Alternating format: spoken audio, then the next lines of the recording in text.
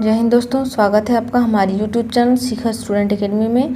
दोस्तों आज हम फिजिक्स सीरीज़ का पार्ट नंबर 2 देखने वाले हैं, जो कि आपके एनटीपीसी, ग्रुप डी और एसएससी जैसे सभी एग्जाम्स को कवर करेगी। तो चलिए शुरू करते हैं आज की क्लास। और उससे पहले यदि आप चैनल पर नए हैं तो चैनल को सब्सक्राइब ज़रूर कर लीजिएगा। तो ये रहा हमारा आज का सवाल। कड़ाके की ठंड पड़ने से झीलों की ऊपरी सतह जम जाती है, लेकिन उसके अधोभाग पर जल द्रव अवस्था में ही बना रहता है। उसका क्या कारण हो सकता है? तो इसका सही उत्तर हो जाएगा बर्फ़ उष्मा का कुचालक होती है। यानी कि जो बर्फ़ होती है वो उष्मा का कुचालक होती है, जिसके कारण ठंडी के दिनों में झीलों की ऊपरी सतह पर पानी जम जाता है, लेकिन उसके अधोभाग में जल द्रव अवस्था में ही बना रहता है। तो ये आपके एग्जाम के पॉइंट ऑफ व्यू से मोस्ट इम्पॉर्टेंट है, आप इसको याद रख लीजिएगा। Next question. डायनेमो एक युक्ति है जो परिवर्तित करती है किसमें? सौर ऊर्जा को विद्युत ऊर्जा में, यांत्रिक ऊर्जा को विद्युत ऊर्जा में, या फिर चुंबकीय ऊर्जा को विद्युत ऊर्जा में, या फिर उपरोक्त में से कोई नहीं। इसका सही उत्तर हो जाएगा ये यांत्रिक ऊर्जा को विद्युत ऊर्जा में बदलती है। यानी कि जो डायनेमो होता है वह एक ऐसी युक्ति है जो कि यांत्रिक ऊर्जा को विद्युत ऊर्जा में बदलती है। स्वच्छ आकाश में नीले रंग का क्या कारण हो सकता है? प्रकाश का परावर्तन, प्रकाश का प्रकीर्णन, प्रकाश का अपवर्तन, या फिर प्रकाश का विवर्तन। क्या कारण है कि स्वच्छ आकाश में आकाश नीला रंग का दिखाई देता है? तो यह प्रकाश के प्रकीर्णन के कारण स्वच्छ आकाश में आकाश नीले रंग का दिखाई देता है। ये ज़्यादातर एग्जाम में आपके पूछता है, तो आप इसको याद रख लीजिएगा। Next question. रात्रिदर्शी उपकरणों में निम्न में से किस प्रकार की तरंगों का प्रयोग किया जाता है? सूक्ष्म तरंगे, क्षय तरंगे, रेडियो तरंगे, या फिर अवरक्त तरंगे। इसका सही उत्तर हो जाएगा रेडियो तरंगों का प्रयोग हम रात के उपकरणों में तरंगों का पता करने के लिए किया जाता है। ठीक है। Next question. प्रति यूनिट क्षेत्रफल पर कार्यरत बल को क्या कहा जाता है?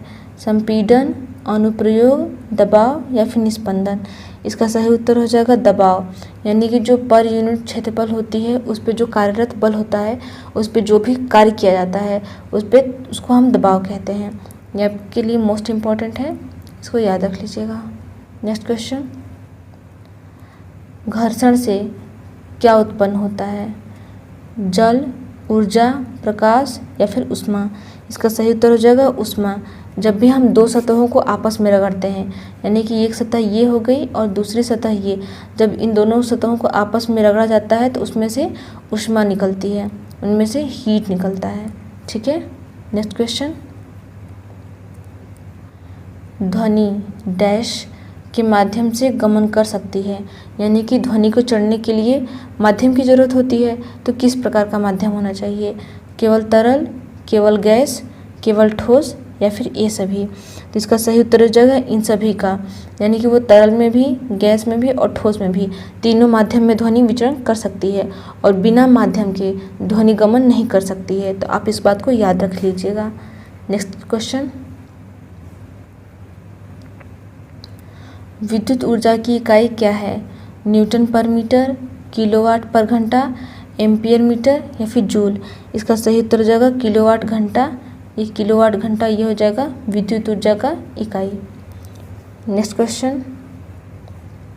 न्यूटन की गति के तीसरे सिद्धांत के अनुसार क्या होता है?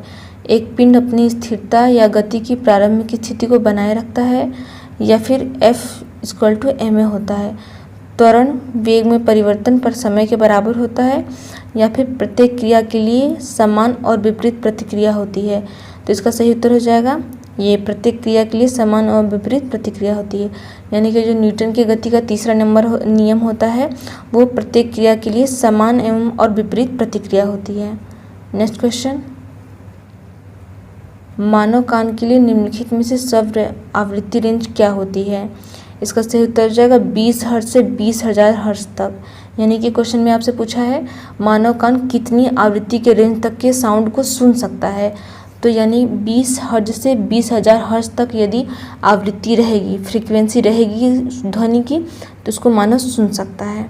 ये मोस्ट इम्पॉर्टेंट है, ये सबसे ज़्यादा एग्जाम में पूछता है, तो आप इसको ज़रूर याद रखिएगा। ये आपके एग्जाम के पॉइंट ऑफ व्यू से मोस्ट इम्पॉर्टेंट है। Next question. ध्वनि तरंगें नहीं गुजर सकती हैं किसमें से? आदर्श गैस से होकर, ठोस गैस के मिश्रण से होकर, आदर्श निर्वात से होकर या फिर ठोस द्रव मिश्रण से होकर। तो इसका सही उत्तर हो जाएगा ये ऑप्शन नंबर सी, आदर्श निर्वात से होकर के ध्वनि तरंगे नहीं गुजर सकती हैं। ये ऑप्शन नंबर सी हो जाएगा जो जिसमें ध्वनि तरंगे नहीं गुजर सकती हैं। नेक्स्ट क्वेश्चन, बांध के रुके हुए जल में कौन सी ऊर्जा होती है?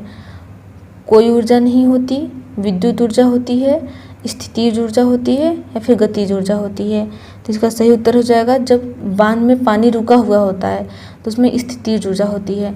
यदि आपसे पूछे कि बांध में जब पानी चलता रहता है तो उसमें कौन सी ऊर्जा होती है, तो उसमें गतिज ऊर्जा होती है। यानी कि जो गति के कारण ऊर्जा होती है वो गतिज ऊर्जा होती है और जो स्थिति के कारण ऊर्जा होती है वो स्थितिज ऊर्जा होती है।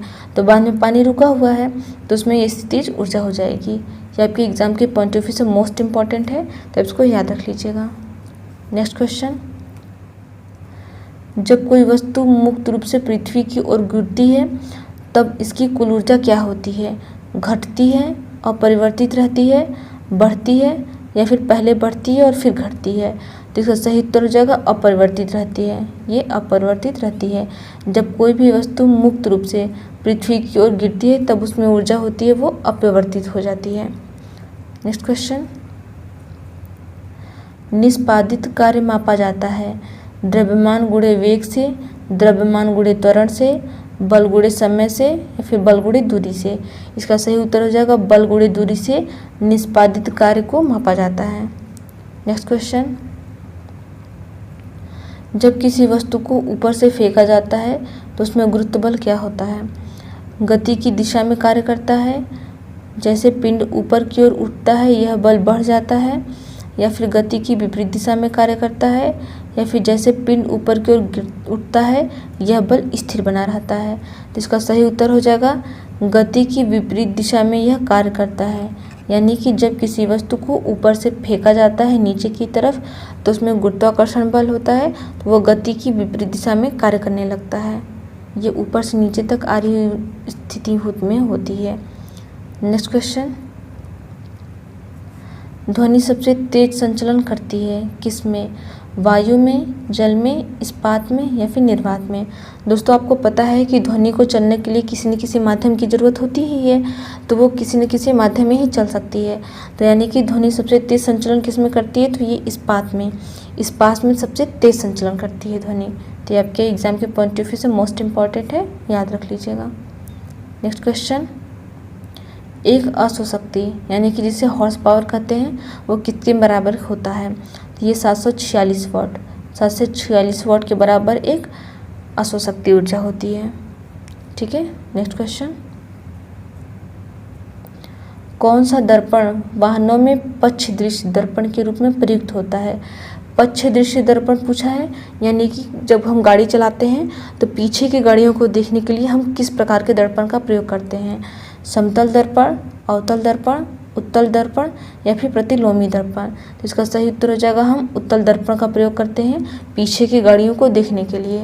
ये आपके एग्जाम के पॉइंट ऑफ व्यू से मोस्ट इम्पॉर्टेंट है। ये बहुत सारे एग्जाम में पूछा गया है, तो आप इसको याद रख लीजिएगा। नेक्स्ट क्वेश्चन, किसी द्रव्य के पृष्ठ तनाव के कारण बल सक्रिय होता है? सतह पर लंबवत रूप से सक्रिय होता है, या फिर हमेशा क्षैतिज होता है, या फिर सतह की स्पर्श रेखीय होता है, या फिर हमेशा ऊर्ध्वाधर होता है? तो इसका सही उत्तर हो जाएगा ये सतह पर लंबवत रूप से बना रहता है। यानी कि किसी द्रव के पृष्ठ तनाव के कारण जो बल सक्रिय होता है वह सतह पर लंबवत रूप से होता है। नेक्स्ट क्वेश्चन, विद्युत का सबसे अच्छा सुचालक है? लोहा, एल्युमिनियम, चांदी या फिर तांबा? इसका सही उत्तर हो जाएगा चांदी। ये जो चांदी होता है ये विद्युत का सबसे अच्छा सुचालक होता है। दोस्तों ये बहुत बार एग्जाम में क्वेश्चन पूछा है, तो इस पर स्टार लगा लीजिए। ये आपके एग्जाम के पॉइंट ऑफ व्यू से मोस्ट इंपॉर्टेंट है, तो इसको याद रख लीजिएगा। नेक्स्ट क्वेश्चन, इनमें से कौन धारा रेखित वस्तुओं का उदाहरण नहीं है? समुद्री जहाज, बस, नौका या फिर हवाई जहाज? धारा रहित वस्तुओं पूछा है, यानी कि कोई भी वस्तु जब धारा के रूप में चलती है, जैसे कि पानी में धारा में चलती है, तो वो किस प्रकार का उदाहरण नहीं है? तो इसका सही उत्तर हो जाएगा हवाई जहाज। ये हवाई जहाज धारा रहित वस्तुओं का उदाहरण नहीं है। नेक्स्ट क्वेश्चन, किसी वस्तु में कंपन से उत्पन्न होता है दबाव, घनत्व, ध्वनि या फिर ऊर्जा। क्या उत्पन्न होता है जब कोई वस्तु कंपन करती है? तो इसका सही उत्तर हो जाएगा ध्वनि। जब कोई भी वस्तु कंपन करता है, वाइब्रेशन करता है, तो उसमें से ध्वनि उत्पन्न होती है। ठीक है, नेक्स्ट क्वेश्चन, पानी के गिलास में जब सारा बर्फ पिघल जाता है तो गिलास में पानी का स्तर क्या रहता है? पानी की मात्रा पर निर्भर करता है, बढ़ जाता है, वही रहता है या फिर कम हो जाता है? तो इसका सही उत्तर हो जाएगा पानी का स्तर कम हो जाता है। यानी कि जब भी पानी में गिलास में हम बर्फ़ रखते हैं और वो बर्फ़ की पिघल जाता है तो उसमें पानी का स्तर कम हो जाता है। नेक्स्ट क्वेश्चन, 75 किग्रा द्रव्यमान के एक व्यक्ति का संवेग क्या है जब वह 2 मीटर प्रति सेकंड के एक समान वेग के साथ चलता है? तो इसका सही उत्तर हो जाएगा, इसके लिए हम फॉर्मूला यूज करेंगे P बराबर mv। P बराबर mv यानी कि P संवेग होता है, आपसे ये पूछा है संवेग, और m हो जाएगा इसका 75, द्रव्यमान हो जाएगा 75 और वेग हो जाएगा 2। इसका सही उत्तर हो जाएगा 150।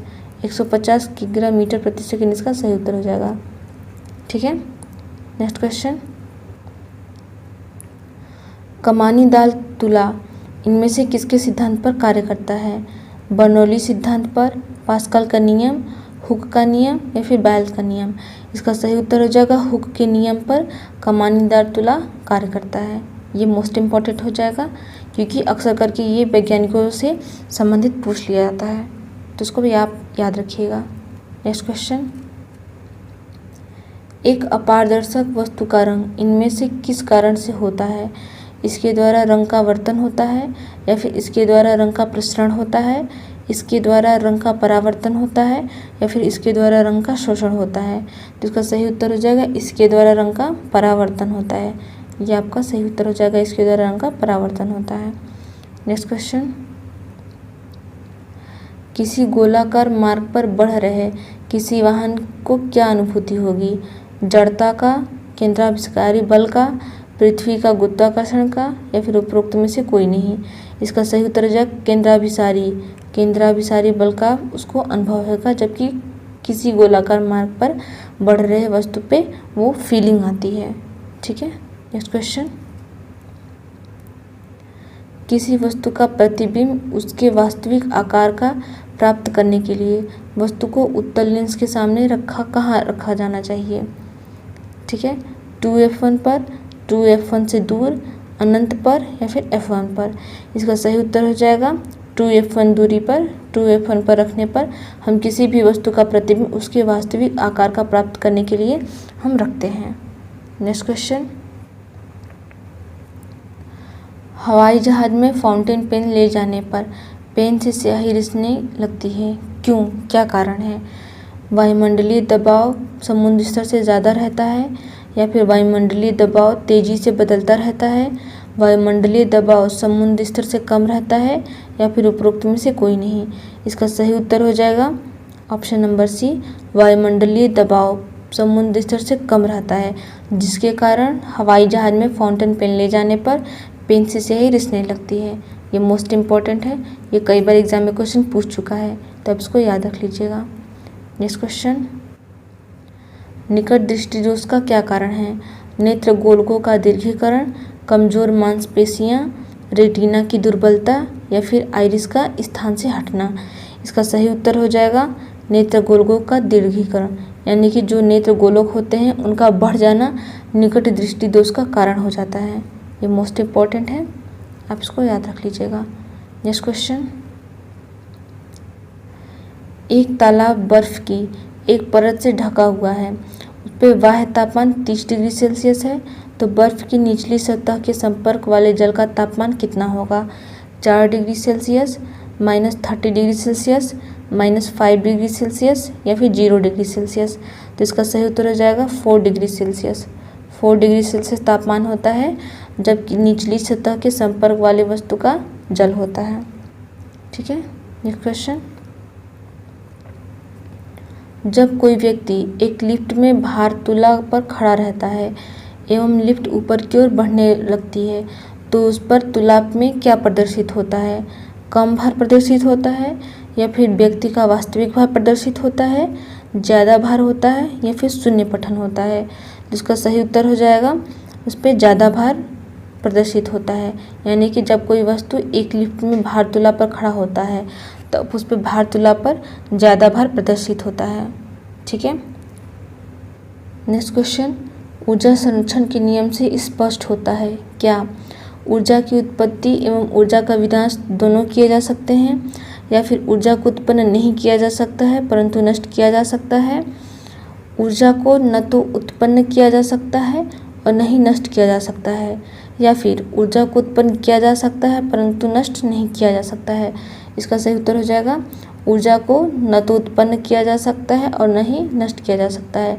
ये ऊर्जा के संरक्षण का नियम होता है कि ऊर्जा को न तो उत्पन्न किया जा सकता है और न ही नष्ट किया जा सकता है। ये आपके लिए मोस्ट इम्पॉर्टेंट हो जाएगा, आप इसको याद रख लीजिएगा। नेक्स्ट क्वेश्चन, किसी पिंड के वेग समय का ग्राफ सरल रेखा में आता है तथा मूल बिंदु से गुजरते हुए एक्स अक्ष को छूता है तो पिंड की गतिशीलता क्या होगी? बदले हुए त्वरण से होगी, एक समान त्वरण से, एक समान वेग से या फिर शून्य त्वरण से? इसका सही उत्तर हो जाएगा एक समान त्वरण से। यानी कि जब कोई भी पिंड को एक समय समान ग्राफ पर सरल रेखा में आता है तो उसके मूल बिंदु से गुजरते हुए अक्ष को छू लेता है तो पिंड की गतिशील वह एक समान त्वरण से हो जाती है। नेक्स्ट क्वेश्चन, पहाड़ी तल में पानी 100 डिग्री सेल्सियस से कम तापमान पर उबलने लगता है क्योंकि इसका क्या कारण होगा? उच्चता पर तापमान कम रहता है, उच्चता पर बादलों का निर्माण होता है, उच्चता पर दबाव कम रहता है या फिर उच्चता पर जलवाष्प कम होता है? इसका सही उत्तर हो जाएगा उच्चता पर दबाव कम होता है। उच्चता पर दबाव कम होता है जिसके कारण पहाड़ी तल में पानी 100 डिग्री सेल्सियस से भी कम होने पर उबलने लगता है। ठीक है दोस्तों, यदि आपको ये वीडियो पसंद आया हो तो वीडियो को लाइक कर दीजिएगा और यदि चैनल पर नए हैं तो चैनल को सब्सक्राइब ज़रूर कर लीजिएगा। जय हिंद।